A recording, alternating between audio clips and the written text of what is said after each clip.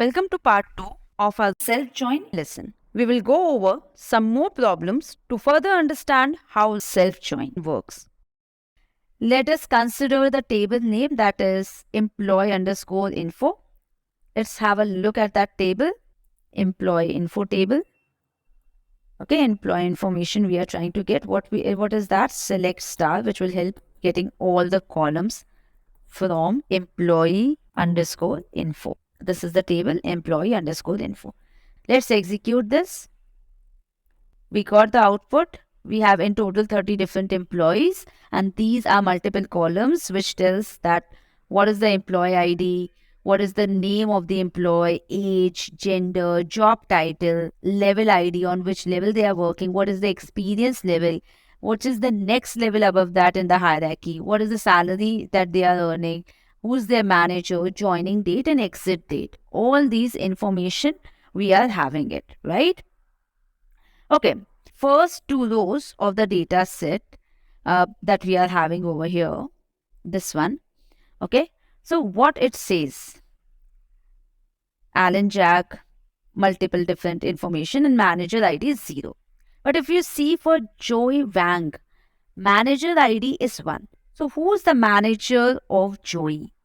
Okay, who's the manager of Joey? Manager of Joey is a person whose employee ID is 1. And now whose employee ID is 1? Alan Jack. So who's manager of Joey Wang? Joey Wang's manager is Alan Jack. Let's see one more example. Okay, let's see for this one. Okay, Chandler Bond has manager ID as 11. So whose manager ID is 11? That is Richard Gere. So Richard Gere is the person who is manager for Chandler Bond.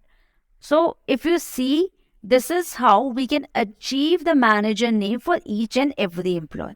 You pretty much would have understood that what we are going to do next and what we will try to achieve over here. So what we will do, find manager name for each employee, right? This is what we are going to do. And how we will achieve this? Very simple, through our self-join. Let's do this. Select e1.emp ID without any space or without any special character. This is the one that we are picking up. And we also want employee name. So e1.emp name. Then I want the manager ID. So e1.manager ID. Now I want the manager name also, right? So E2 dot, because I'm joining this table again with its own self, naming it as a E2 table or aliasing it as E2, EMP name as manager, right? How we will join this? From, first of all, table name, employee underscore info, aliased as E1, right? Then what we are going to do? We are going to join this. That is simple inner join. Join with again the same table, that is employee underscore info. Just the aliasing would be different for this. What would be the alias name? As E2. Join on which column? How we were matching it? That it is E2 dot manager ID. So E1 dot manager ID, that is from the employee table. E1 dot manager ID equal to E2 dot emp ID, right? This is how we were matching it. When we did it manually, same thing. Let's execute this. Let's execute it and hope this runs. Yes, it does. So if you see, as we have seen, person who is having the employee whose employee ID is 2, Joey Wang, has manager ID 1. And who is the person who has employee ID 1? That is Alan Jake. If you see Henry Ted also has Alan Jake as manager. Why? Because manager ID is same and there is only one person whose employee ID is 1. That is Alan Jake. Similarly, if we see for Chandler Bond's manager ID is 11. And whose employee ID is 11? Richard Gere. So Richard Gere is manager for Chandler Bond. Okay. So we are able to achieve the output over here by doing a self join, seeing which employee has which manager along with the manager ID and the manager name. Okay. So now let's find the experience level names for each employee as well as the next experience level. Okay, this is same as the hierarchical problem. So what we are trying to do over here is we are going to find experience level along with next level experience, right? For all employees. This is what we have to achieve. So let's do this. Select distinct even dot emp id comma even dot emp name comma even dot experience level as current level comma e2 dot experience level as next level, and we are picking all this up from which table? Of course, that is from employee info table. So employee info, first we will alias it as E1, then we need to join it. How we will join? We will do a left join now because we want all the employees information, right? So all the employees information we require over here. So left join. Again the same table, right? Employee info. Just the alias name would be different. That is E2. On what column we are joining? E1 dot next level ID, that is next level ID, equal to E2 dot level ID, right? This is what we are trying to achieve. Let's see. And we got the output. So what is there? Employee ID 1, Alan Jake. I want everything from left table. That is my first table, which is also employee info. From there, I am picking Alan Jake. Current level is head. He is the head. There's no further level to head. So that's why it is coming as null. Joey Wang, who is associate. What is the next level to associate? That is mid-senior level. Similarly, if you scroll down further, you will see for Mark Joe, it is associate. What is this level? It is mid-senior. For Mick Berry, what is the current level? That is mid-senior. And what is the next level? That is senior. Right? So great. We are able to execute this as well. We saw the hierarchical problem. So one more piece. Now let's find the overlapping records for employees based on their working duration as at the organization. Okay. So can you figure out how to write the code? Try it out. I'll pause the video for a while and then you proceed. So what we are trying to achieve? We are trying to achieve overlapping records of employees based on their working duration. This is similar to the problem that we did with the lab partner thing with the start and the end date, right? So let's write this. Select E1 dot emp ID as E1 underscore ID, E1 dot join date as E1 dot start, comma E1 dot exit date